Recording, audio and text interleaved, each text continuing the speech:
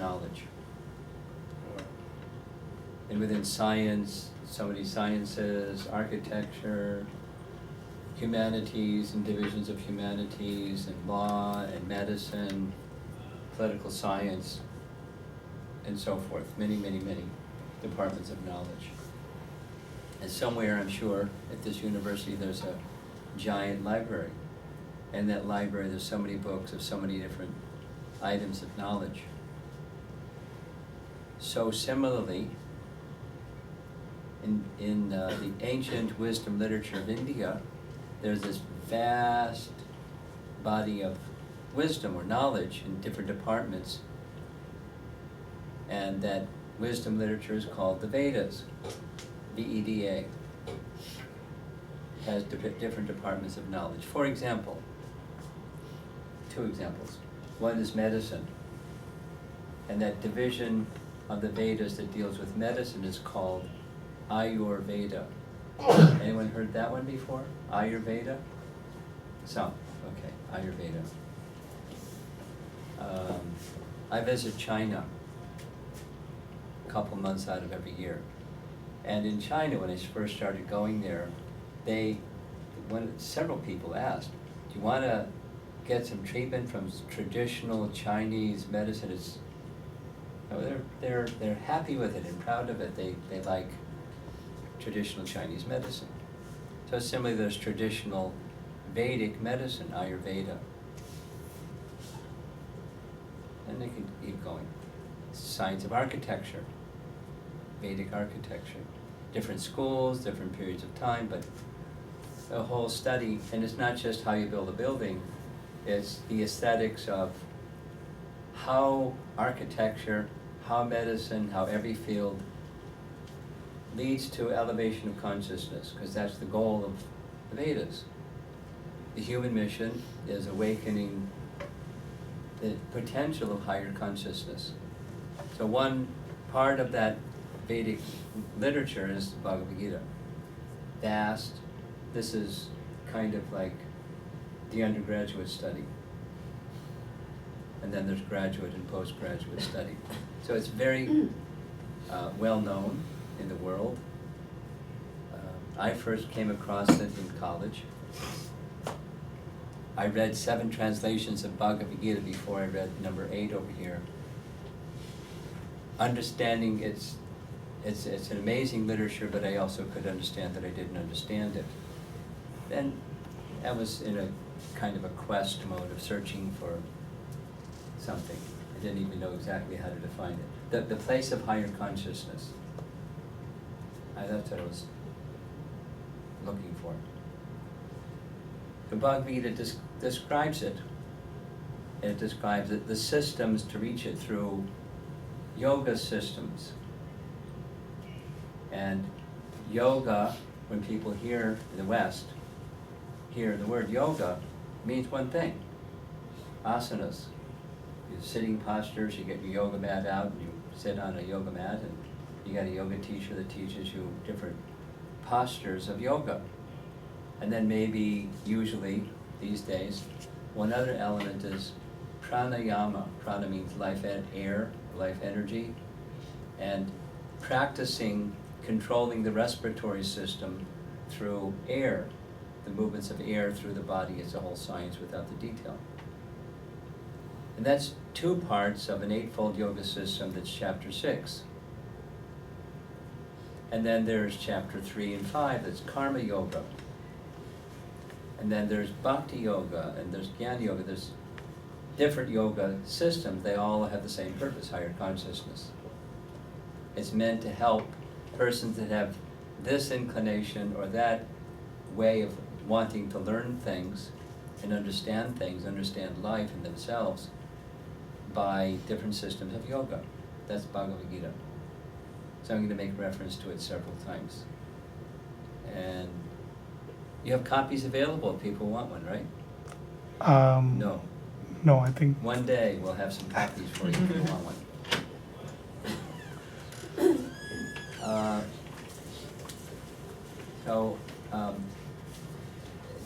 For this topic, I think it's also helpful if I just like a little human interest, why I'm here with you today. Like, what's my thing?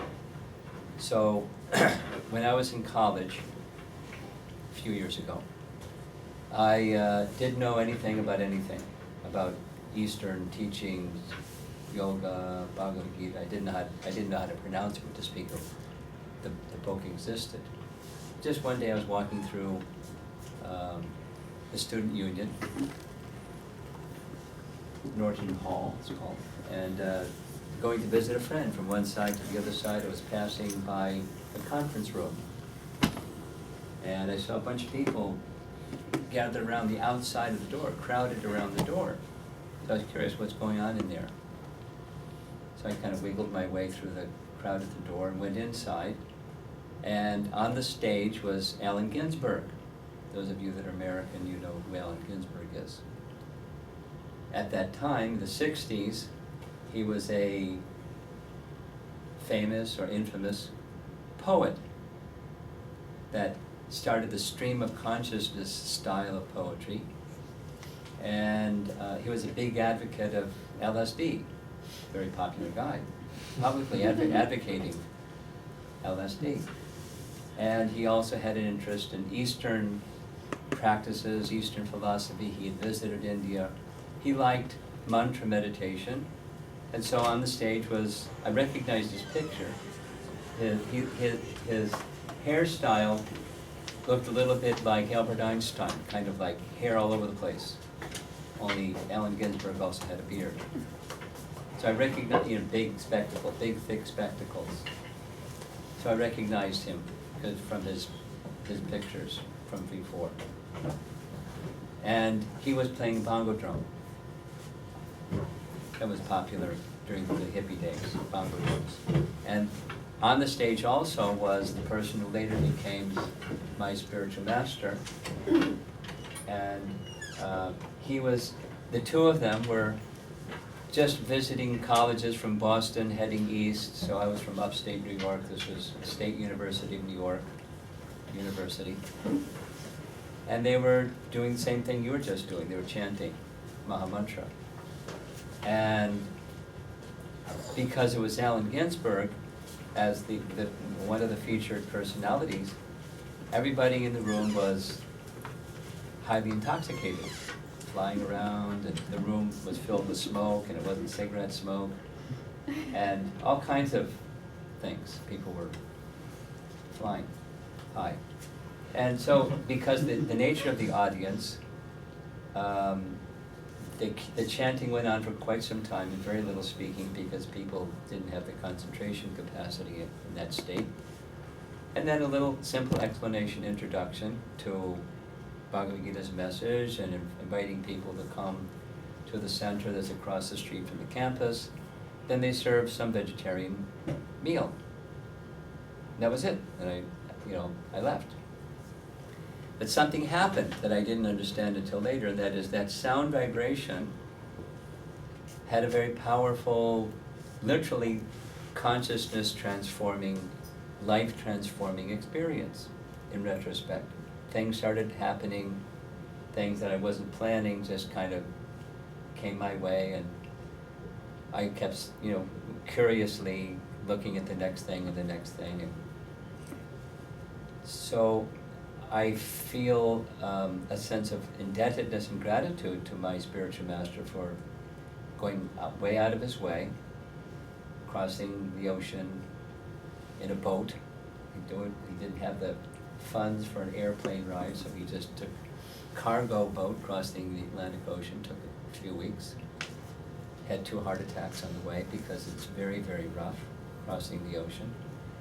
To find, persons like myself who we didn't even know, to give this Bhagavad Gita's message and higher consciousness message. So since that time, so many years ago, I feel indebted and wanted to assist and give back what I've received. That's why I'm here. Because often at the end, there's, how'd you get started in this? So I'm doing it now. Shortcutting that question. So that's why I'm here, to share what I received. So in the fall semester 1 year ago, one university, the first of the universities that I visited, I was asked to speak on this topic. And I knew something about the popularity of the term, but I didn't have really quite a grasp, and so I'm going to share a little bit. The place where I was preparing this presentation was the home of an Indian fellow who's an IT corporate individual. And I asked him, in the corporate world, is mindfulness a term that's used? He said, oh yes. In our corporate sector, everybody that's in a management role must take a seminar called The Mindful Manager. I didn't ask him what was in the seminar. Mindful Manager. Okay.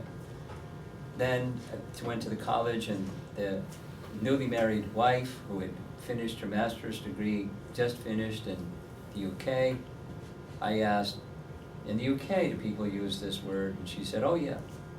So how? Could you share with me? Mindful eating. I said, could you unpack that? So she said, two things. Choosing the foods that are going to be beneficial rather than just gluttony, what the tongue likes, but you know, what's good for you, and select your foods mindfully. And then the second was, as you're chewing the food, do it with the consciousness that what the act of eating is meant for is to give you energy and strength to help you fulfill your mission. So part of the mindful eating is, what's your mission? Like, who are you? And why are you living? What's the goal of your life? So that's cool, that's UK. What else? And she said, mindful walking. And then kind of etc. Meaning things that you just do every day rather than being blank or absent-minded. Be mindful, I'm going from position A to position B for some purpose, and I'm mindful of the purposes I'm going, rather than just being spaced out and mindless. And I know a professional in trauma therapy, quite a senior citizen person, their whole life has been dedicated to this. And I know from them that mindfulness is part of trauma therapy. Meaning, when someone gets triggered by a past trauma and they're in this fight or flight mode, part of the trauma therapy is don't just run or fight or panic, but stay with the feeling, be mindful of what it is that you're feeling, find it, feel it within your body, kind of stare the lion's open jaw, right, eye to eye, and then the trauma can potentially dissolve. It's just part of trauma therapy, not the whole of it, but it's part of it, mindfulness, etc.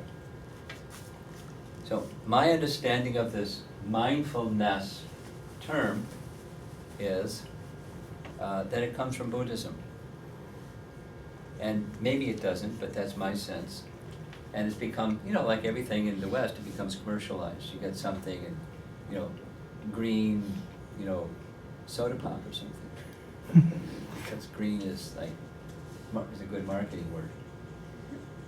So mindfulness has its root in Buddhism. That's my understanding. And because I visit China for the past 8 years, I've learned something about Buddhism, because when I start presenting Bhagavad Gita, many people say, oh, that sounds like Buddhist teachings. How are they same and how are they different?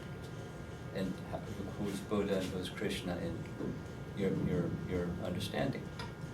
So I've had to learn, and I've learned. I'll just share really simply. In Buddhism, one of the main cornerstone teachings is the root cause of suffering is desire. And to become free from suffering, become free from desire. And the two main methods of becoming free from desire is mindfulness or meditation. Having different phrases, be in the moment. A friend of mine was walking on the street wearing attire like this. Someone thought he was a Buddhist monk. So he came up, young American fellow, saying, "Hi, are you enjoying being in the moment?"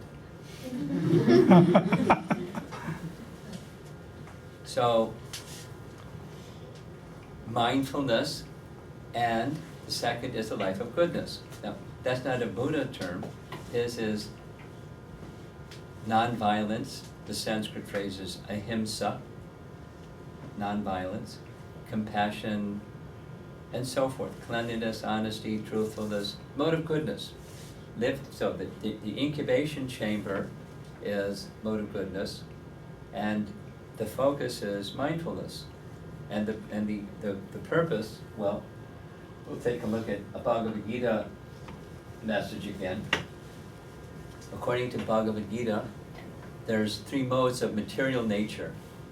There they are, 3. There's Sanskrit terms. And we'll start here with the middle one. Passion is, I want to enjoy. And it's driven by passion. The characteristic is ardent activity, striving for some result, go, go, go, get your results, you're the cause of the results, and enjoy the results, because that's how you're going to be happy. Mode of passion. And this one over here is mode of darkness. Oh, it didn't happen the way I expected it to happen, and lamentation, depression, madness, intoxication, mode of darkness. And over there is the mode of goodness. Mode of goodness is, keeping it really simple, being in the moment. Just, I'm living my life conscious, mindful of moment to moment. I'm not so much worried about this desire thing, worried about the future, or lamenting over the past. I'm just being present. Be here now. There's a book when I was in college, Be Here Now. Harvard professor wrote it, Richard Alpert. So mode of goodness, and what's the purpose? Then there's the purpose of being in the moment. You ready? Going on the other side of the moment. So what's that? It's enlightenment. Nirvana is the Sanskrit word. The goal of Buddha teaching is nirvana. And literally, the English translation of the nirvana is cessation of material activity. So what's it like when you don't have desire? You're not chasing after fulfilling a desire or lamenting over something that didn't work out the way you wanted it to work out. You're not just in the moment, but you're in this no more material desire space. Nirvana. It's a state of nothingness. Literally, void. Shunya in Sanskrit. Zip. And so the path of yoga teaches what's beyond nirvana. That's another presentation I'm not going to do right now, but it's another time. So this message is that mindfulness is influenced by these 3 modes of nature. That's discussed in Bhagavad Gita. Everything, just like 3 primary colors. Mix them, you can make any color. But the foundation is the 3. So the whole of personality, the whole of all the things that are complex, species, culture, language, life, is but a manifestation of these 3 modes of nature. The goal of Bhagavad Gita is to go beyond them. And what that is this position of higher consciousness. This is a Picasso painting depicting the mind. As it says in Bhagavad Gita, the mind can be your best friend or your greatest enemy. So the mindfulness topic is important. if you want to be happy in a state that's where there's real freedom. So this mindfulness message is often connected immediately to a meditation of some kind. And different people have a different conception or notion of what meditation is. So here's some of the very simple ones. Sometimes it's just relaxation. Someone forwarded to me a study that was done in Japan of trying to get the workers in their work week to be more productive. And they tried many different things, and they found that one of the things that helps productivity is take a break. Give your parasympathetic nervous system a break. The rest and relax arrangement. So they would try different things, even, literally. They got cots and had their workers, okay, time out and lie down in your cot for 12 minutes. And they found it would increase productivity over the week and month and year. So relax, or some introspection, some kind of contemplation on some higher subject, or specifically some spiritual matter, contemplation on spiritual matters. Or a more mechanical is fixing the mind on a single object. So we're going to give some examples of meditation. Candle meditation is popular. It was popular when I was in college. I did it for a while. And it worked like this. Same as chapter 6 Bhagavad Gita, but the principle is you sit in a windless place. So we had this little meditation room in the house where we were staying, group of us. And the candle is lit, and in a calm, straight posture, position, deep breaths, bring your attention to the candle, and the candle, when there's no wind, it doesn't waver. So the idea is the mind can also become like that, where the mind doesn't waver. The mind's tendency is flickering, chanchala in Sanskrit, unsteady. But if the candle is steady, it helps the mind become steady. It's just a technique. And modern use of this candle meditation is different for different people. Another is mandala meditation. In the lower left shows a completed mandala. Upper left, this is in a Buddhist monastery where they have this etched in stone depictions of a mandala, and then here the monks are filling it out, and now here they're sitting around. One of the techniques is they have these long, very narrow wooden pointers, and they point to one part of the mandala and another to another. It's kind of like team practice. And then after they stay there, just meditate on that one part, and then at a certain time they shift to another part, and it goes the whole day. By the end of the day, they sit back, another meditating on the whole. Teamwork.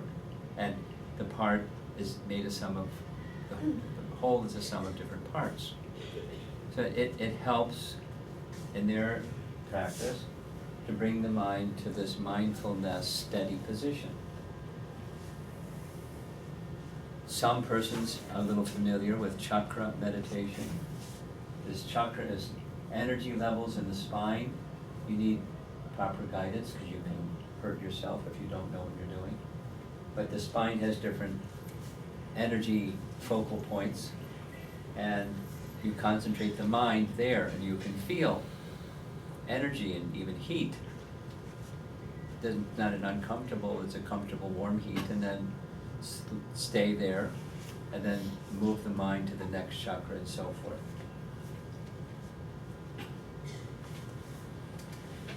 Another last of these examples is the symbol Om, or the sound vibration. in New York after 9/11. It was very common to have people standing, it was pretty amazing. Business people standing hand in hand chanting Om, waiting for the light to change green so they could cross the crosswalk. This is New York.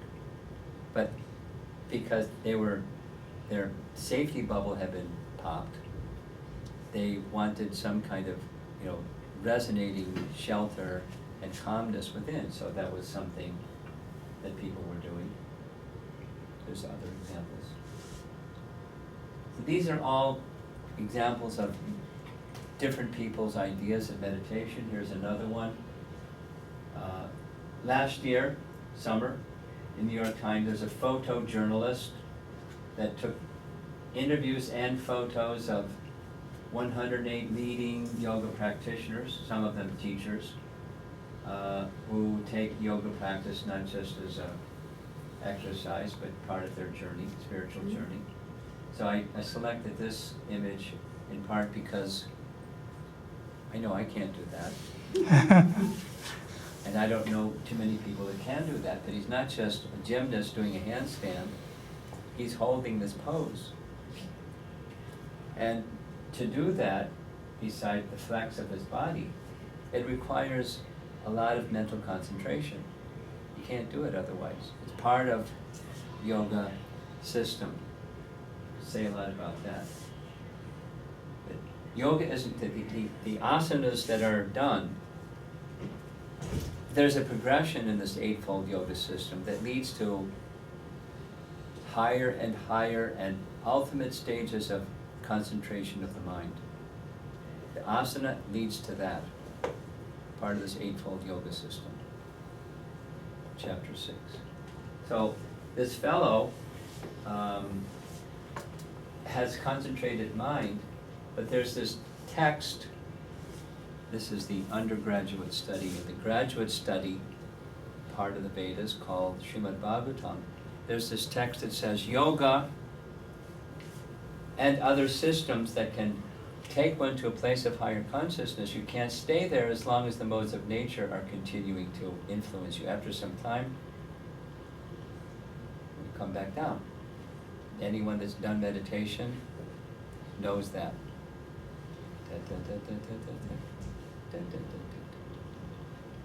And so the question is, how do you stay in that place of higher consciousness? It requires some shelter and not just a mechanical method. So that's what this is saying. Another one of the images I particularly like out of the 108. This fellow looks really peaceful. And I can only imagine, the sound of the brook, and it's not too hot, not too cold, seated on a flat rock, he's very comfortable, obviously absorbed in something. But what is that something? So again, same message, without that something, that place of higher consciousness, unless there's shelter there, this is the message of Bhagavad Gita. You can't stay there.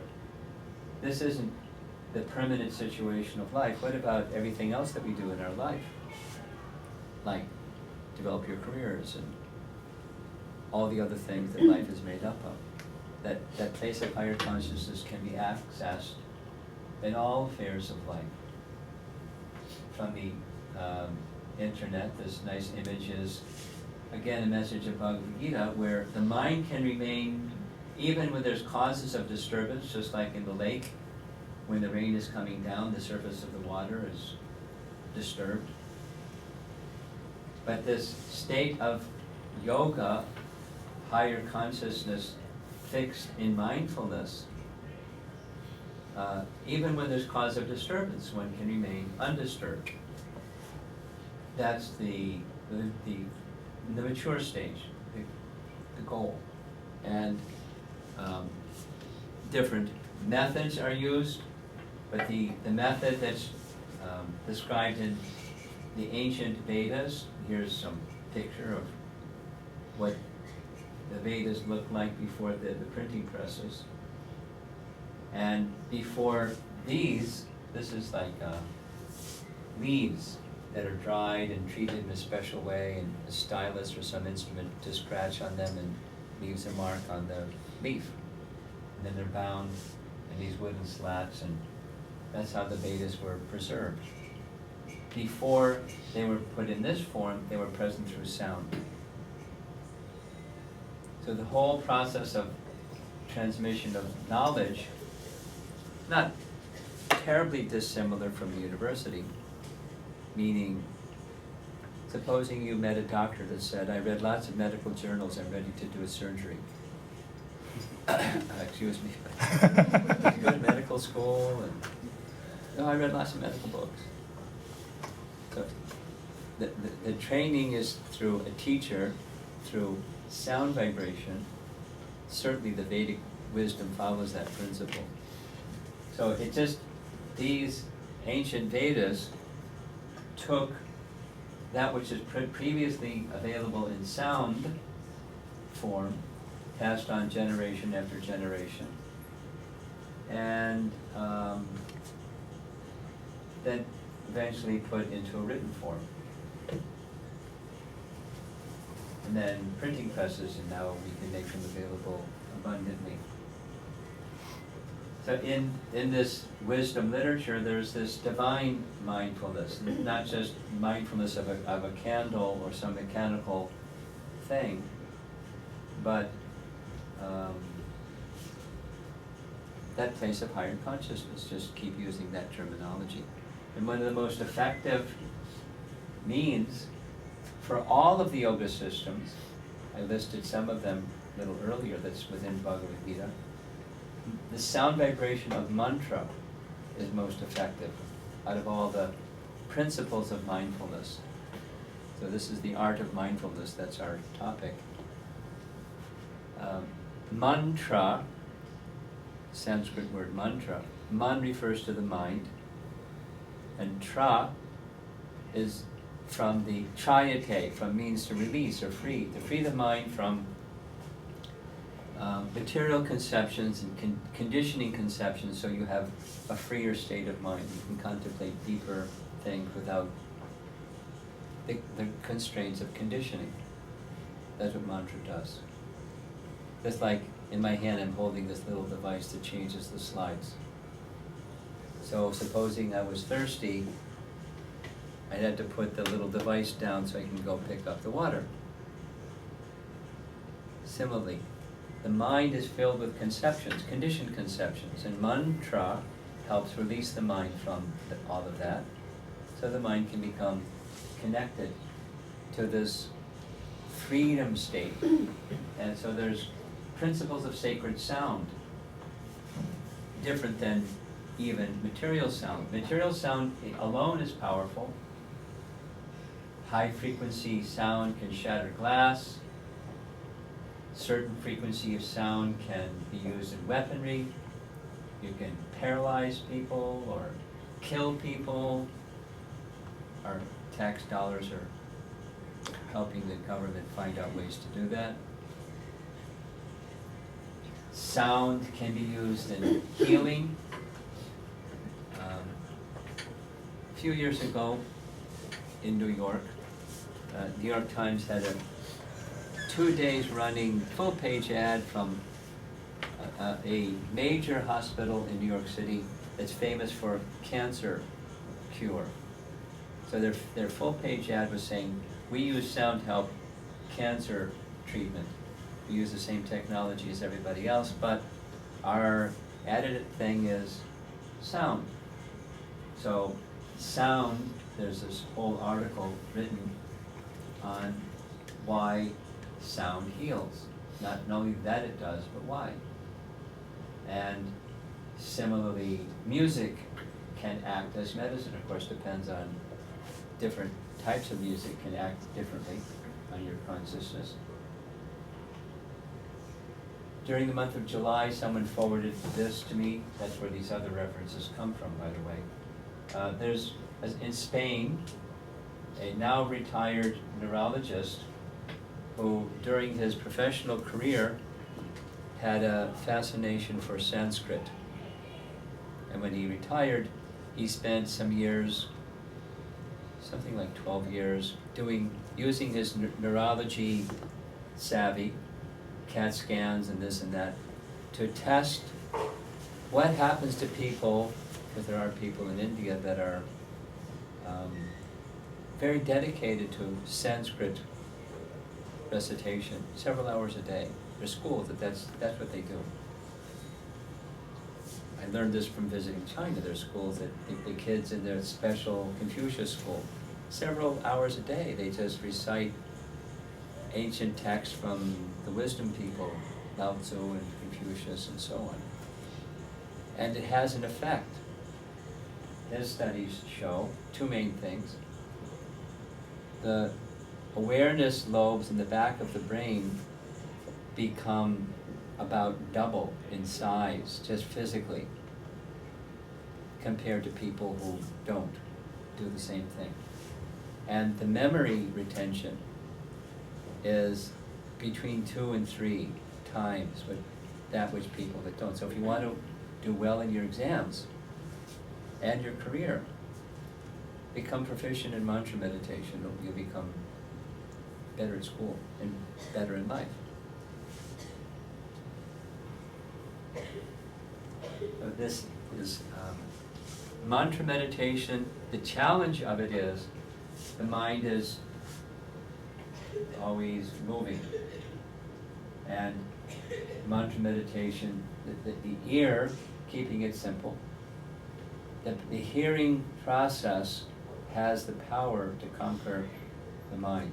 Now normally the mind rules. The mind says, and we say, yay, let's go. But sound can take you above that mind chatter. Last couple points and we're done. Something that in lectures that I heard from my spiritual teacher, spiritual master, from time to time, a few times, I heard him say this message: the living entity is both conscious and possesses consciousness. Living entity is both conscious and possesses consciousness. So that sounded cool, but I didn't know what it meant. So then I heard it again and heard it again. So eventually I came across an explanation. It's from a portion of the Vedas called the Upanishads. Those are from India, you know the Upanishads. And it's a philosophical portion. It has this text that says, just like a lamp, that's why this image, thank you. Just like a lamp is both luminous and it lights up objects in the room like pots and plates. I mean, light spreads and it illuminates things. So similarly, the living entity is both conscious and consciousness, meaning our consciousness goes out into the world.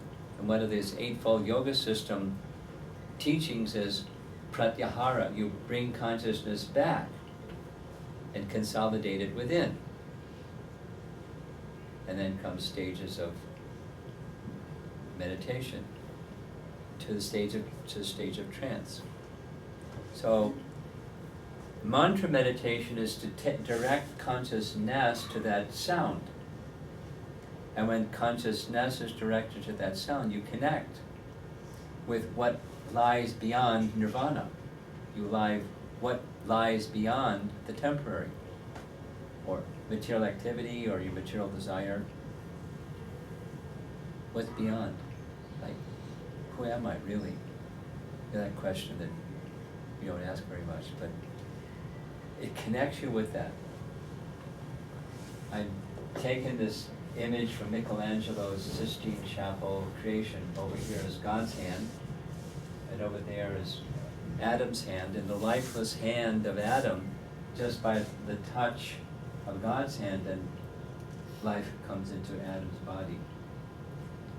So similarly, when we extend our consciousness to this sound, that's what the image means to me, then our consciousness makes this connection with that higher state, that place of higher consciousness, directly through sound. So one of those practices of mantra meditation is as shown here, and you have some meditation beads right here. Where'd you get them? He passed them out. Yeah, we do mantra meditation during our weekly classes. Oh, fantastic. Fantastic. So this is this, and the music part was one kind, and then the other is just on your own. You can sit in your home or wherever you like, quiet place, and absorb yourself in the sound. I'm going to skip ahead, and so if one is interested in this mantra meditation, you can start at any stage of life. And recommended in the Yoga Sutras is something that you do every day. It can be, a modest amount every day, but something every day. And the amount of time, whatever you can do, 10 minutes. That's where I started. Somebody, just like, you're being introduced to mantra meditation, somebody said, try this. You're doing different things, exploring and experimenting with understandings and practices, along with all the other things that you're doing. Take this mantra meditation, 10 minutes a day for 2 weeks, and see what happens. Here are some beads. So I did. And I felt something. Now, I'll end with this. As you heard, I've been practicing Bhakti Yoga, following Bhagavad Gita for a good number of years. And so every day, minimum 2, more often 3 hours a day, I do mantra meditation. Early in the morning.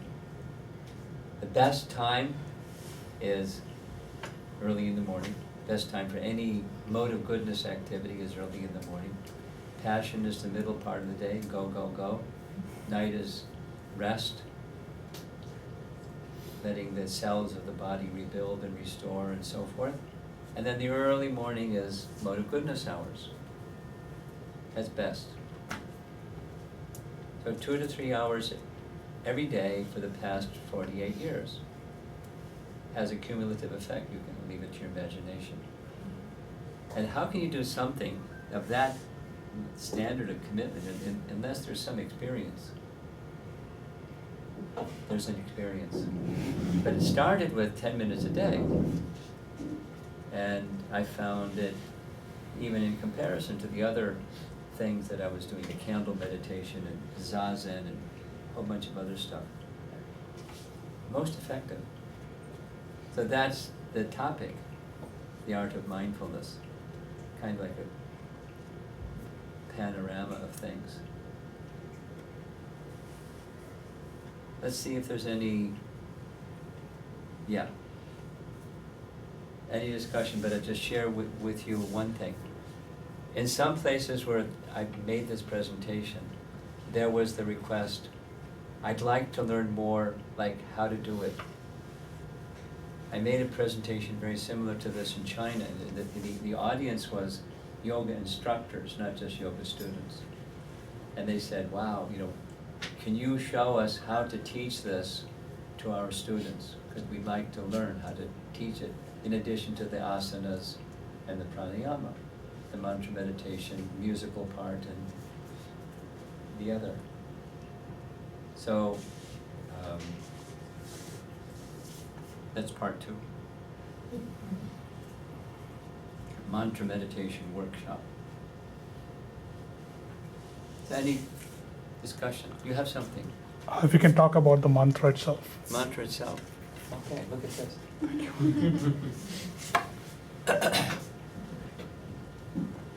I described the principle, mind releasing sound vibration, a little bit more just principle-wise. Spiritual sound is different than material sound in a number of ways, but one of them is Material sound, the name and the object are different. So if I say water, water, water, water, water, water, it doesn't quench my thirst because the sound and the object are different. I can say chair. I can't sit on the sound because the object and the sound are different. But spiritual sound, the name and the object are the same. So that's in this mantra.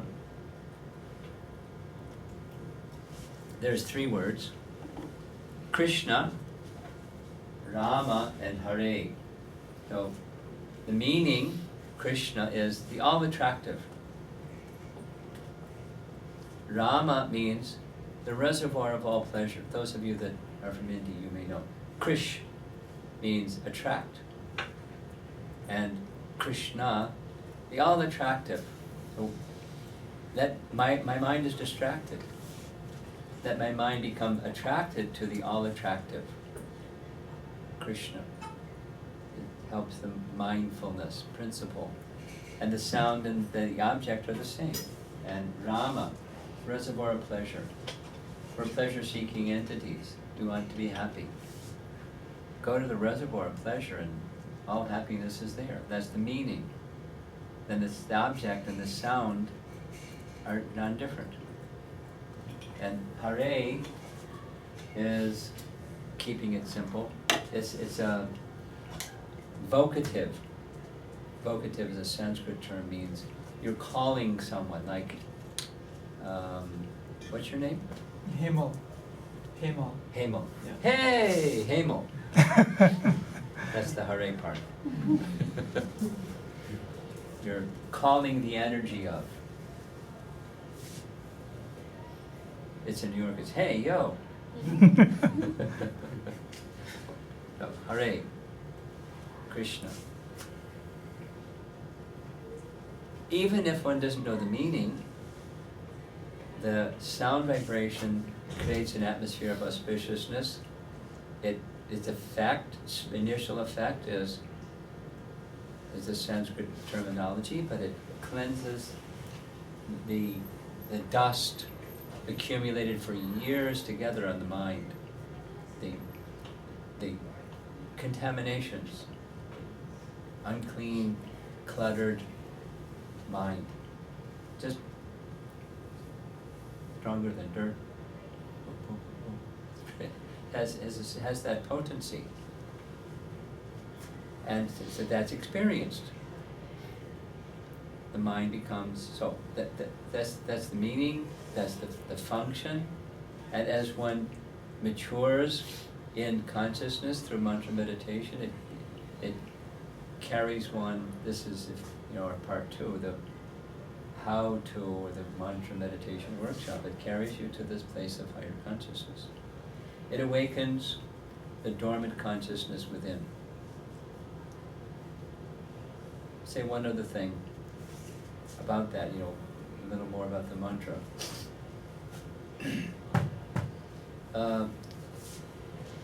In your kitchen, do you have a kitchen? In your dorms, you probably don't have kitchens.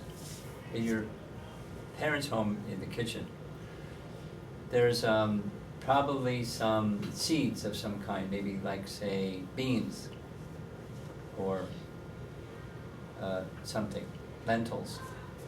And they can sit in the jar, the bag for years and decades. But you take one out at some point in time and put it in some modest amount of water, a little bit of water, and sunlight. And what happens? It starts to sprout. Means there's life inside, but that shell keeps the life preserved, and it's dormant in a latent state. And sprouting of a seed, the life starts to come out. And that hard shell gets soft and gets pushed to the side, and out comes this sprout, and comes this little boop, this little 2 little leaves, and then 4 leaves. Keep growing it, it becomes a full plant that produces other seeds. But it started with this lentil, or this, so the seed that's in a dormant state is like us. Our consciousness is more evolved than lower forms of life, but a lot more to go. And mantra meditation awakens that dormant consciousness and nourishes it. It takes the shell and hard covering, the material contamination, confusion, chaos, disturbance, it becomes removed. And the higher consciousness awakens from within, like sprouting of a seed. That's the effect. And even if one doesn't understand all of that, just the mantra itself has great power, great potency, great effectiveness.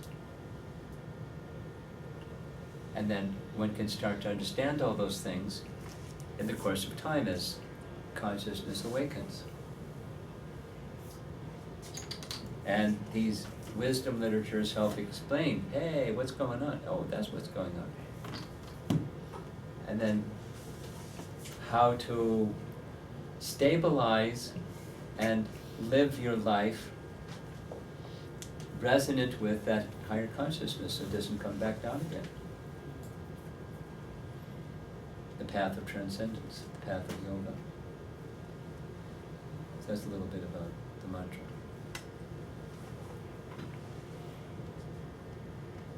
Anything else?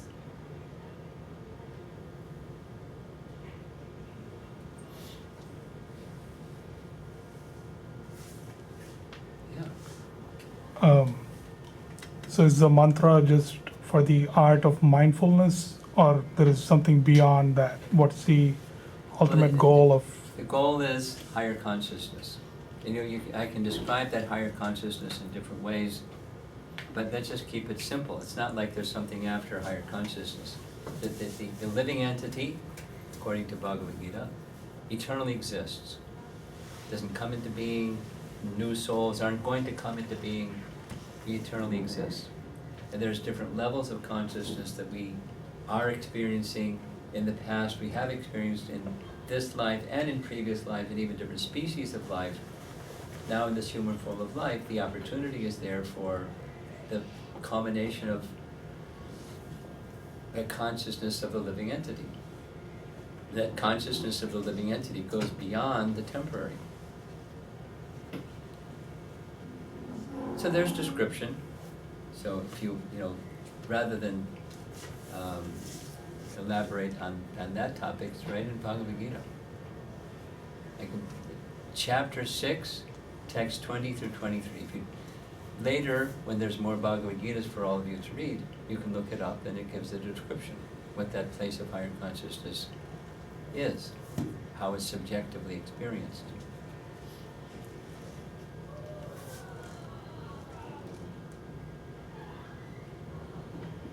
Okay. Information overload, or what's the silence mean?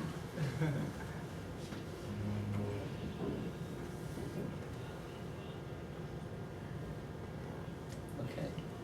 Yes. What's the effect of the mantra? The experience that you mentioned before when you first started chanting, how does that happen? How does it happen? Naturally. We're all individuals, so subjectively our experience is going to be a little different individually. But our identities, presently, we're identifying primarily in terms of the body and or the mind. And that's who we are. And society reinforces it. To make your application to enroll in this university, all kinds of "who are you?" questions. What's your credential? You have to know all those things. That's who you are. So this experience of higher consciousness it's not like you take a paring knife and you pare your body off, but it's not who you are. You're moving around in this machine made of the material energy. And you're the seat of consciousness within that's animating everything. And as that higher consciousness awakens and awakens, that identification of self becomes stronger. And it energizes the machine better. I can become more effective at whatever it is that's my nature by higher consciousness, and so forth. When the mind is clear, then the intelligence is much, much better at perceiving how to deal with the circumstances that are coming my way, that are due to my past karma, and here comes this one, and here comes that one. The discerning capacity is that of the intelligence. I can make better judgments how to move forward. And, the good, bad, and mixed. And become everything I'm capable of becoming. So, that feels good. Feels right. And, there's the literature that helps to guide it, make sure I'm not heading for the ditch. I'm heading the right direction. Got my compass out and know I'm going the right direction. Okay. Well, been lovely spending the afternoon with you, evening. And what's